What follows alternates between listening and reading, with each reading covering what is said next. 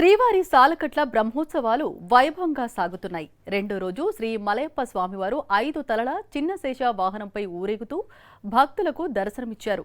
ఏనుగులు, అశ్వాలు ముందు కదులుతూ ఉండగా భక్తుల కోలాటాలు, మంగళ వాయిద్యాలు, ఇతర కళా ప్రదర్శనల మధ్య వాహన సేవ కన్నుల పండగలా సాగింది. ఈ రోజు రాత్రి 7 గంటల నుంచి 9 గంటల వరకు హంస వాహనంపై ఊరేగనున్నారు స్వామివారు.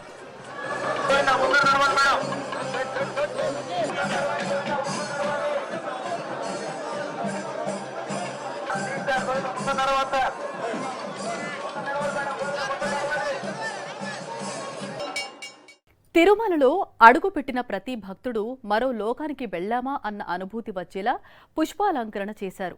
తిరుమలేశుడి కోసమే ఈ పుష్పాలు ఉన్నాయా అన్నట్లు ఆనంద నిలయాన్ని పలు పుష్పాలతో అలంకరించారు. శ్రీవారి బ్రహ్మోత్సవాలు చూసేందుకు 2 కళ్ళు చాలవు అన్నట్లు ఏర్పాట్లు చేసింది. ఆ పుష్పాలంకరణ చూసిన జన్మ ధన్యమవుతుంది.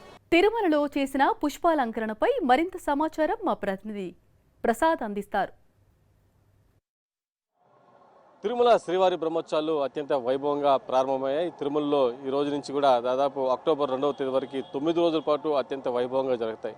ఈ సందర్భంగా ప్రతిరోజు కూడా 2 వాహనాల్లో స్వామివారి వాహన సేవల్లో కూడా భక్తులు దర్శనం చేసుకునే విధంగా టీటీడీ అన్ని ఏర్పాట్లు చేసింది. మరోపక్క తిరుమలకు వచ్చే భక్తుల కోసం టీటీడీ ఆధారంగా అనేక ఏర్పాట్లు చేసింది. ఇందులో విద్యుత్ దీపాలంకరణ ఒకటైతే, మరోపక్క టీటీడీ ఉద్యానవన శాఖ ఆధ్వర్యంలో పల్ల పుష్ప ప్రదర్శనశాలతో పాటు అనేక ఏర్పాట్లు కూడా చేస్తూ వస్తుంది. ప్రస్తుతం మనం తిరుమలలోని పల్ల పుష్ప ప్రదర్శనశాలలో ఉన్నాం. ఇక్కడ చూస్తున్నాం, ప్రతి ఏడాది కూడా ఇక్కడ అనేక వివిధ రకాల పుష్పాలు, పత్రాలు, అదేవిధంగా ఇతర దేశాల నుంచి తెచ్చిన పుష్పాలతో కూడా అత్యంత సుందరంగా అనేక ఏర్పాటు చేస్తారు. అదేవిధంగా ప్రత్యేక సెట్టింగ్లు ఏర్పాటు చేసి 4 యుగాలకు సంబంధించిన ఘట్టాలను కూడా ఇక్కడ భక్తులకు తెలిపే విధంగా ఏర్పాటు చేస్తూ వస్తున్నారు. ప్రస్తుతం మనం చూస్తున్నాం, తిరుమలలో ఏర్పాటు చేసిన ఈ పల్ల పుష్ప ప్రదర్శనశాలలో భక్తుల్ని, వచ్చే వాళ్ళని ఆకట్టుకునే విధంగా అనేక ఏర్పాట్లు చేశారు. ఇక్కడ మనం చూస్తున్నాం, నెమలి కావచ్చు, అదేవిధంగా ఘటోద్గతుడు కావచ్చు, అదేవిధంగా కర్ణుని చంపే దృశ్యాలు కావచ్చు, సైకత శిల్పం కావచ్చు.